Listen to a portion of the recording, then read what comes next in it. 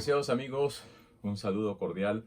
El pastor Luis Aguiluz con ustedes para realizar el repaso de la lección para esta semana. Estamos ya en la lección 10. El trimestre está relacionado con el crisol con Cristo. Cómo los hijos de Dios son purificados por el Señor.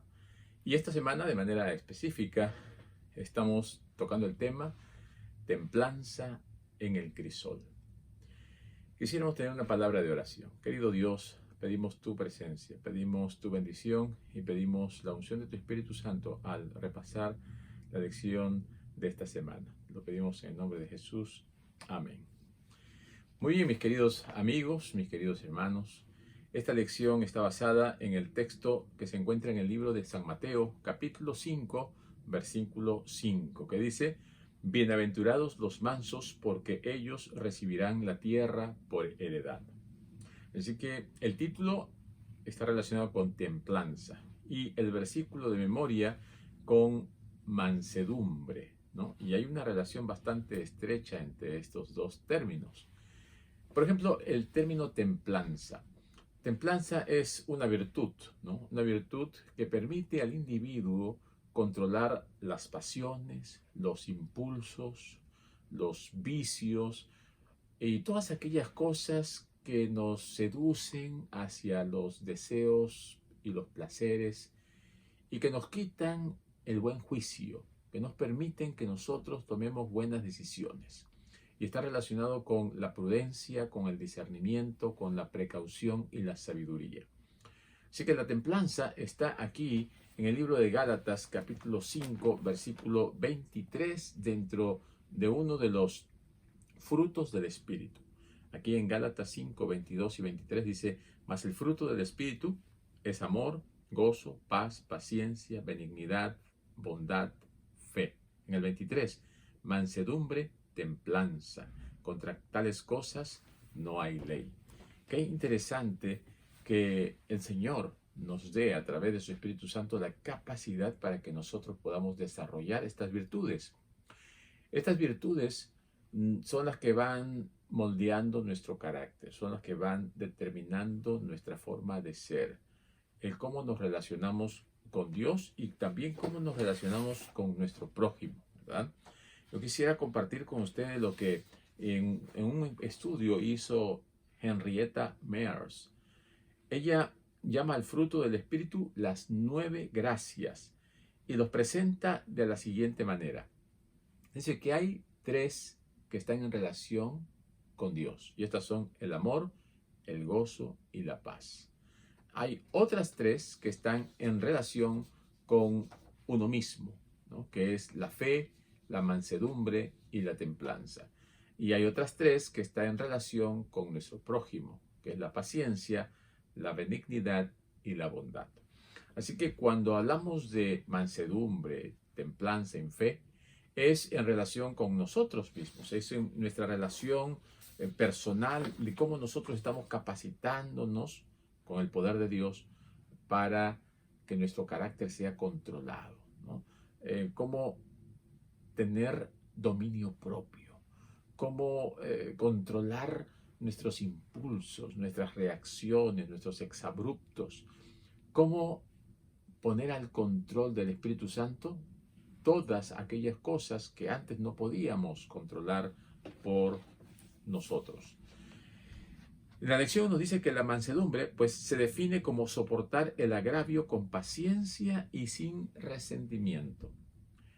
Mansedumbre viene como obra, como gracia, como don, como un regalo de Dios a aquellas personas que se someten al Espíritu Santo.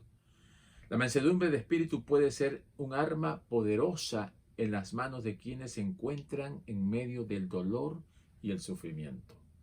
Así que cuando nosotros pasamos por dificultades, por problemas, por pruebas, y nos sentimos agobiados, atrapados, acorralados, y a veces queremos reaccionar de una manera violenta, agresiva, ¿no? Rebelde, es en ese momento cuando sale a relucir lo que hemos aprendido de Jesús, a ser mansos, a ser templados y a tener fe.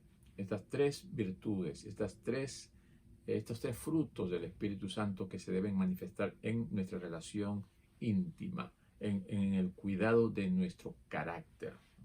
Así que durante esta semana vamos a ver cuál es la relación entre el sufrimiento y la mansedumbre.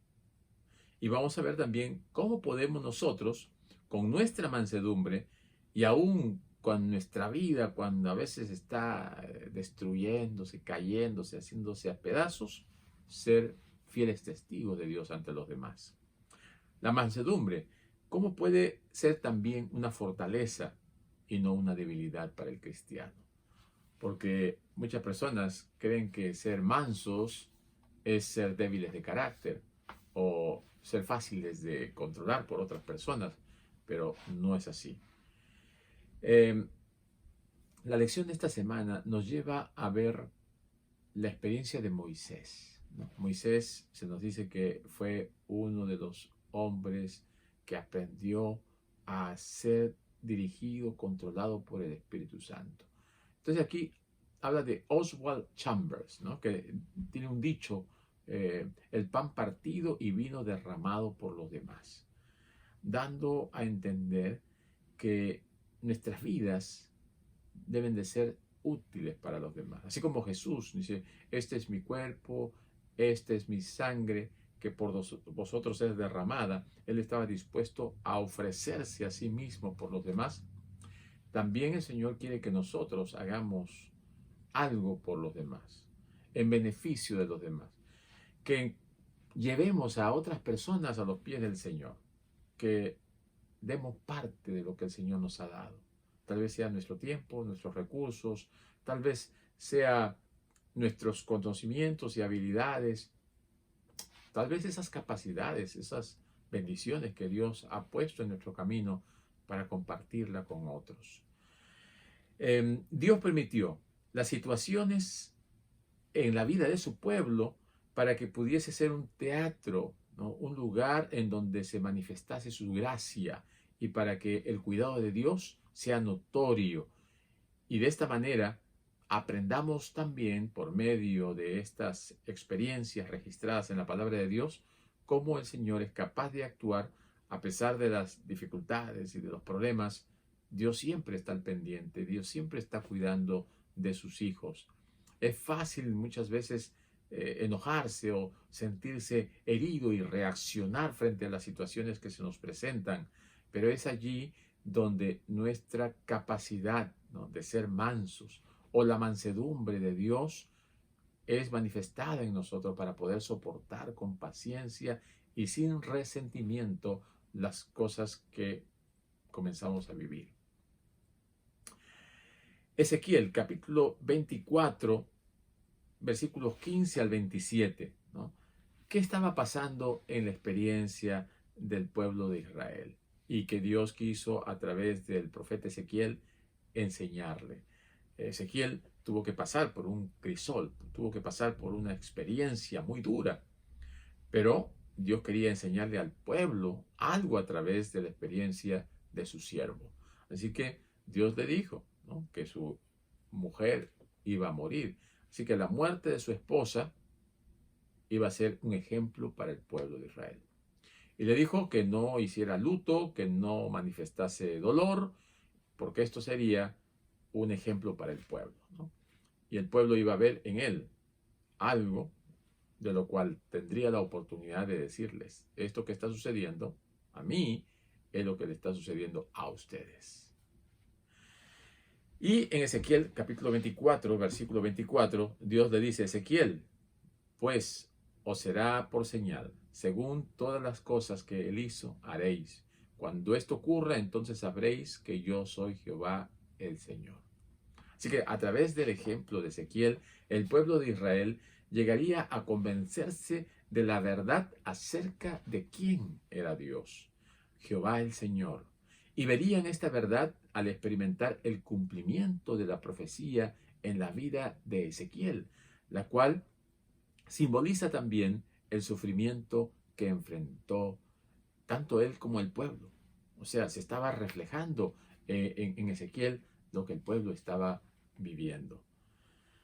Así que tarde o temprano, mis queridos amigos y hermanos, nosotros también pasamos por dificultades y a veces las experiencias que nos toca vivir son un ejemplo para otros.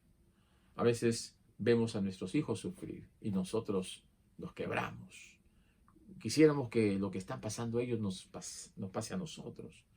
¿A quién, a quién no le gustaría ver a sus hijos felices, verdad? Pero cuando lo vemos triste, sufriendo, pasando por situaciones tan tristes o adversas, no le deseamos eso a nadie, menos a nuestros hijos. Nosotros pediríamos pasar las cosas antes que ellos las pasen, ¿verdad? Muy bien. La lección nos trata de mostrar que en estos casos de dificultades, de problemas, deberíamos acudir a Dios. Y la intercesión es importante, la intercesión es necesaria. El espíritu de oración, el espíritu de comunicación con Dios constante y permanente es la que nos capacita para resistir estos momentos duros. Y debemos interceder pidiendo gracia, ¿no? Pidiendo la gracia de Dios. Recordemos en el libro de Éxodo, capítulo 32, versículo 1 al 14. En esta semana hemos estado leyendo, hemos estudiado. Ahora al repasar, vemos la experiencia de Moisés aquí. Moisés intercedió ante Dios para que Dios no destruya al pueblo por sus pecados. Dios le dijo, yo voy a ser una nación grande, yo te voy a hacer líder de un gran pueblo, te voy a destruir a todos estos. Y él dijo, no, Señor, ¿qué van a decir los demás? Que los sacaste de Egipto para matarlos en el desierto. Esto es lo que quieres que hablen de ti y lo que digan de ti. Intercedió por gracia. Así que aquí nosotros vemos a un líder intercediendo por su pueblo. Un líder orando por aquellos que yerran, por aquellos que se equivocan. ¿Y quién no se equivoca, verdad? Todos nosotros cometemos errores y es bueno que oremos unos por otros. Cuán bien se siente uno cuando alguien le dice estoy orando por ti. O cuán bien se siente otro cuando le decimos estoy orando por ti. Así que el orar unos por otros, el interceder unos por otros, nos da la seguridad de que Dios va a responder, va a obrar. Estas experiencias del pueblo de Israel a través de la intercesión de Moisés fue necesario para que el pueblo aprendiera que Dios tiene misericordia, que Dios perdona y que Dios da oportunidad. Y aquí encontramos dos cuestiones importantes. En primer lugar, el ofrecimiento de Dios de destruir a este pueblo rebelde y bendecir a Moisés. En segundo lugar, aquí nos plantea la oposición y la desobediencia como un llamado a manifestar la gracia de Dios. O sea, que cuando nosotros cometemos pecados, desobedecemos, es la oportunidad de Dios para manifestarse y para que podamos encontrar gracia, porque allí donde abundó el pecado, sobreabundó la gracia. ¿Cómo estamos nosotros recibiendo el mensaje de Dios? ¿Estamos aceptando su palabra? ¿Estamos aceptando su misericordia? ¿Estamos aceptando esa gracia inmerecida que está a nuestra disposición? ¿O no la estamos aceptando? En medio de este crisol, Moisés buscó la gracia en favor de quienes evidentemente no la merecían. Porque nuestro pecado nos descalifica para estar en la presencia de Dios. Y necesitamos siempre de alguien que interceda por nosotros. En el caso del pueblo de Israel fue Moisés. En nuestro caso es Jesús quien intercede por nosotros ante el Padre. Así que tenemos un sumo sacerdote que puede compadecerse de nosotros porque conoce nuestras necesidades. Él vivió lo que nosotros vivimos. Él pasó muchas otras cosas que nosotros todavía ni siquiera las hemos pasado ni hemos conocido, pero Jesús conoce porque Él fue tentado en todo. Fue tentado en todo, pero sin pecado. Así que la intercesión es importante, es necesaria. Eso nos muestra a nosotros que la obra de Dios en nuestra vida va a tener un efecto poderoso. Siempre recordamos, cuando nosotros abrimos nuestro corazón a Dios para que el Señor entre y haga la obra. A través del Espíritu Santo, Dios es el que transforma nuestros corazones duros, nuestros corazones empedernidos, nuestros corazones rebeldes. Dios los torna en corazones tiernos y transformados por el Espíritu. La lección también, cuando nos habla de la templanza, de la mansedumbre, nos habla de el amor hacia otros, ¿no? Cómo mostrar amor a nuestros enemigos. Porque a veces aquí es donde viene el problema. Es fácil amar a los que nos aman, es fácil compartir con los que comparten con nosotros. Es fácil tratar bien a todos aquellos que nos caen bien. Pero el problema está cuando nos encontramos con las personas que hablan mal de nosotros, nos critican, nos maldicen, son nuestros enemigos. ¿Qué vamos a hacer en ese caso? Entonces, el Señor nos muestra a través de su ejemplo que el amor por los enemigos es importante para también desarrollar un carácter semejante al de Cristo. Mateo 5, 43 al 48, Jesús nos llama a amar y a orar por nuestros enemigos. Y él mismo dice que él hace salir el sol sobre justos e injustos, sobre buenos y malos.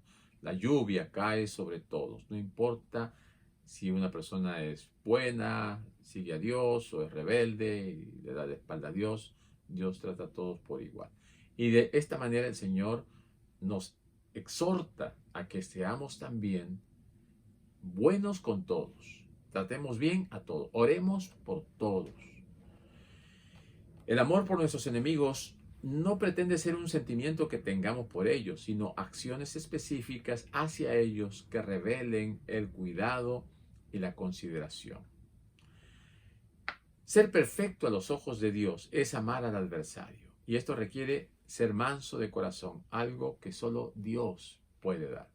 Solamente el Señor es capaz de poner en nuestro corazón amor, porque Dios es amor, y este amor que Dios pone en nosotros puede ser revertido, puede ser compartido, puede ser experimentado con todos aquellos que están a nuestro alrededor, aún aquellos que no son buenos con nosotros, aún aquellos a quienes odiamos, supuestamente no deberíamos odiar, pero a veces odiamos a algunas personas.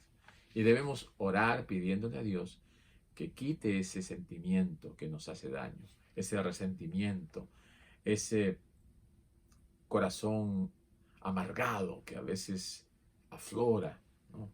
No debería estar más allí. Debemos pedirle a Dios que haga un cambio en nuestro corazón, que transforme nuestra vida, que quite esos sentimientos negativos que Satanás trata de implantar, trata de poner y dejarlos allí. Y a veces decimos, he aceptado a Cristo, ahora soy cristiano, pero en el momento menos pensado aflora, ¿no? Sale a la superficie. Especialmente cuando hay algo que empuja como una reacción, ¿no? Por decir, si es que nosotros hemos aceptado a Jesús y estamos conociendo su palabra y decimos que amamos a Dios, que estamos bien, que todo va bien, y cuando de repente encontramos a alguien que nos hizo daño cuando éramos pequeños, y ¡pum!, sale a nuestra mente, y cómo te odio, y tú, y entonces, cuando nos damos cuenta, dice, ¿por qué dije esto? Porque salió de nuestro subconsciente, ¿no? Es como un trauma que traemos de pequeños o de jóvenes, o algo que nos sucedió, algo que pasó y que marcó nuestra vida.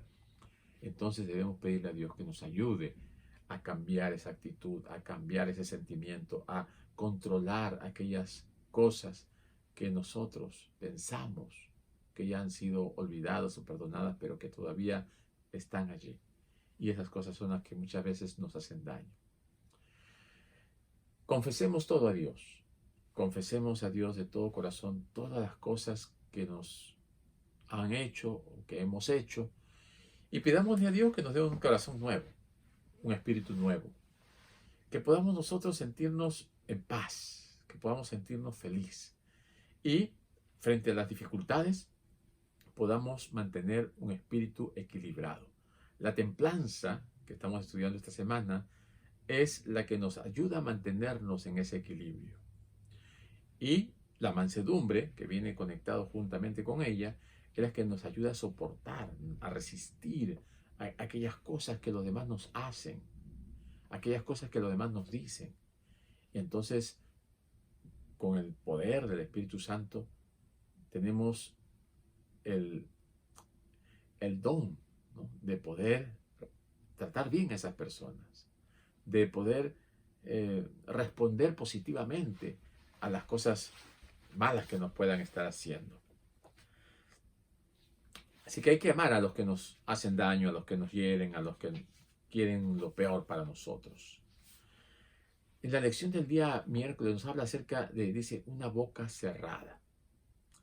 Y nos lleva como referencia a 1 Pedro 2, 18 al 25, donde Pedro da consejos a los esclavos. Dice que sean sumisos y dice, aun si ellos no son buenos amos.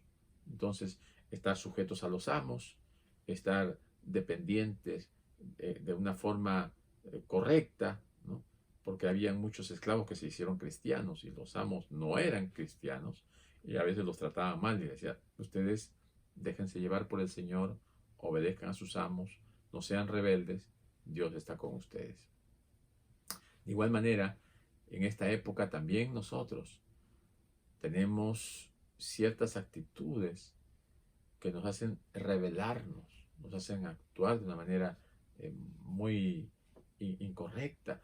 Y el Señor nos dice que debemos sujetarnos a Cristo.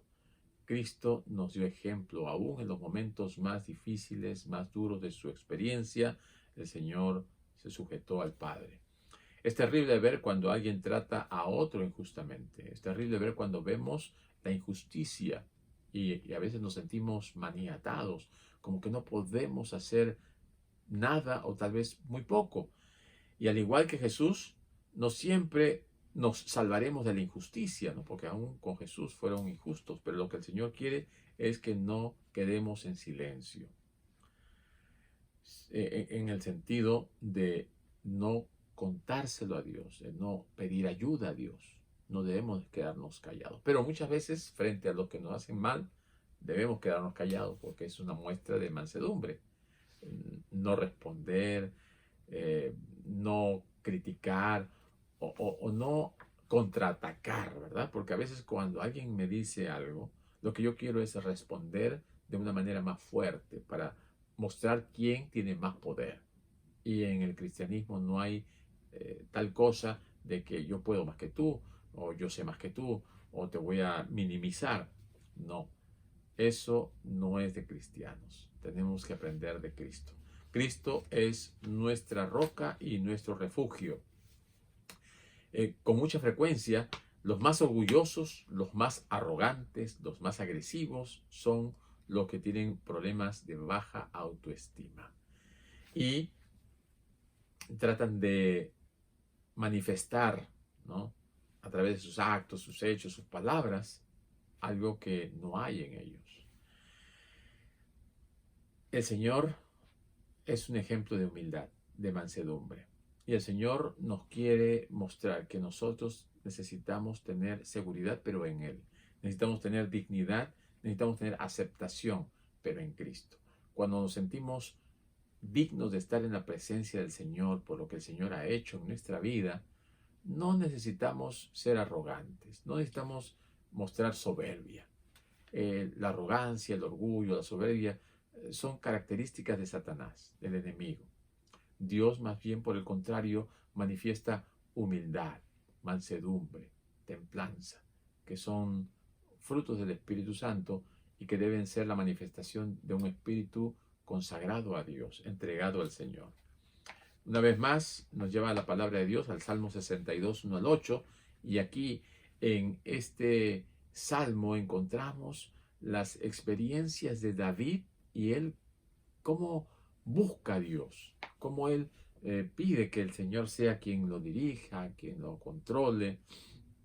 Y él dice, Señor, hay muchos que me han hecho mal, hay muchos que conspiran contra mí, que hablan mentira, maldicen. Todas estas cosas que pasan, Señor, me hacen daño. Pero yo sé que tú eres mi refugio. Yo confío en ti. Y mi querido amigo, mi querido hermano, sin causa alguna, los hombres llegarán a ser nuestros enemigos. Aparentemente sin causa alguna, pero por el hecho solamente de seguir a Jesús, muchos también serán nuestros enemigos. Muchos nos acusarán, nos perseguirán y vendrán tiempos difíciles, pero nosotros debemos aferrarnos al poder del Señor Jesús. Debemos buscar nuestro refugio en Jesús. Nosotros debemos pedirle al Señor que Él sea quien esté a nuestro lado siempre, permanentemente, y que nosotros nos mantengamos a su lado. Debemos buscar que tener la mente de Cristo. En este sentido, actuaremos como Cristo. Pero para tener la mente de Cristo tenemos que conocer a Cristo a través de su palabra. La mano de Dios está al timón de la providencia y de todos aquellos que se ponen en sus cuidados, en sus caminos. La lección de esta semana termina diciéndonos que la mayor evidencia de nobleza que haya en un cristiano es el dominio propio. Qué interesante. La humildad de corazón es la fuerza que da la victoria a los seguidores de Cristo. La humildad de corazón. Esa entrega constante y permanente. Esa dependencia de Dios que hace que nosotros seamos guiados por Él día a día.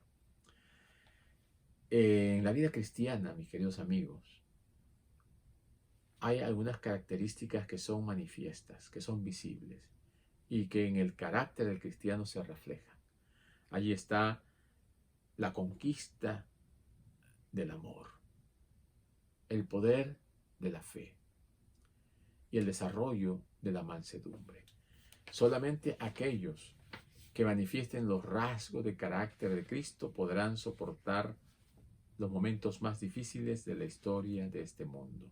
Y el Señor quiere que tú y yo manifestemos pues estas características, que tengamos templanza y mansedumbre en los momentos que estemos pasando por nuestro crisol, que estemos pasando por las dificultades de la vida, que estemos enfrentando los problemas más grandes, externos o internos.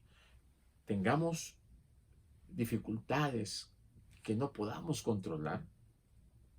Es el momento cuando más necesitamos buscar la ayuda de Dios. Y hagámoslo con fe, con la seguridad de que el Señor va a actuar. Busquemos a Dios de todo corazón. Busquemos a Dios en nuestra intimidad, en nuestra soledad. En el momento que más lo necesitemos, debemos acordarnos de Él. Pero también en los momentos de alegría y de felicidad, debemos alabar a Dios por las bondades y por todas las cosas buenas que Él hace. No nos olvidemos que el Señor es nuestro Padre, que Dios es nuestro pastor, que Jesucristo es nuestro Salvador, nuestro Redentor, y que todo lo que hace Dios está enmarcado dentro del plan de salvación. Y este plan de salvación está planeado para que tú y yo podamos alcanzar la vida eterna. No descuidemos, mis queridos hermanos, esta salvación tan grande. Que manifestemos estos rasgos de carácter. Ora a Dios pidiéndole que te dé su Espíritu Santo. Y una vez que el Espíritu Santo está en tu vida, tú vas a ver cómo Dios obra, cómo Dios transforma. Los frutos del Espíritu se van a hacer visibles inmediatamente. Porque al aceptar a Jesús a través de su Espíritu Santo, el Espíritu Santo es quien comienza a manifestarse. Y como dicen Gálatas, se van a ver allí los frutos del Espíritu.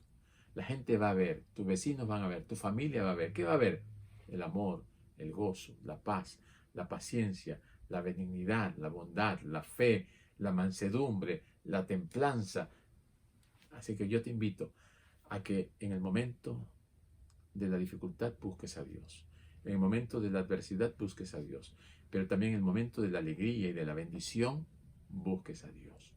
Y que cada día, cuando busques al Señor, pídele el derramamiento del Espíritu Santo y que el Señor te ayude a soportar los momentos más difíciles que estés pasando. El Señor te bendiga.